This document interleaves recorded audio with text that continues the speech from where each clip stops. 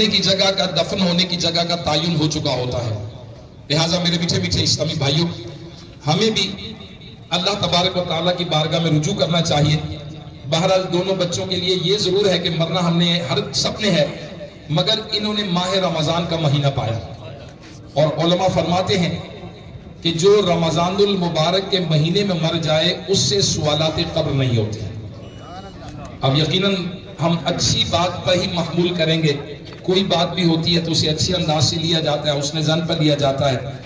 اللہ تبارک و تعالیٰ ان بچوں کے گناہوں کو معاف فرمائے، اللہ تبارک و تعالیٰ ان کے ماں باپ کو صبر عطا فرمائے، ان کو اجر عطا فرمائے، بے حساب اجر عطا فرمائے۔ دیکھیں وقتی طور پہ تو ہمیں لگتا ہے کہ نقصان ہوا، بے شک صدمے کی بات ہے، بہت صدمے کی بات ہے، مگر جب کوئی شخص فوت ہو جاتا ہے، کسی کا بچہ فوت ہوتا ہے، فرشتہ روح قبض کے اللہ کی بارگاہ میں، روح قبض کرنے کے بعد اللہ کی بارگاہ میں حاضر ہوتا ہے۔ اللہ تبارک و تعالیٰ اس فرشتے سے پوچھتا ہے فرشتے کہاں سے آیا ہے، حالانکہ رب جانتا ہے، فرشتے سے پوچھتا ہے فرشتے کہاں سے آیا ہے؟ وہ فرشتہ کہتا ہے مولا تیرے فلاں بندے کی فلاں کی روح قبض کر کے آیا ہوں۔ اللہ تبارک و تعالیٰ ارشاد فرماتا ہے اے فرشتے تو نے اس کے لخت جگر کی جان لے لی، اس کا لخت جگر لے لیا۔ اللہ تبارک و تعالیٰ کی بارگاہ میں فرشتہ عرض کرتا ہے مولا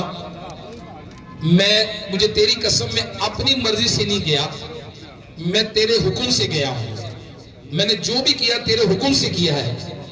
اللہ تبارک و تعالیٰ ارشاد فرماتا ہے اچھا جب تو نے اس بچے کی روح قبض کی تھی تو میرا بندہ کیا کہتا تھا جس کے بیٹے کی روح قبض کی ہے؟ تو فرشتہ کہتا مولا وہ بندہ تیری حمد بیان کرتا تھا۔ اللہ تبارک و تعالیٰ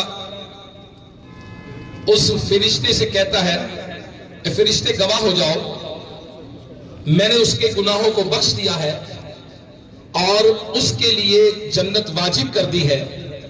اس بچے کے باپ کے لیے جنت میں گھر بناؤ، اس کا نام بیت الحمد رکھو۔ جس کا بچہ فوت ہو جائے اور وہ اللہ کی رضا پر راضی رہے۔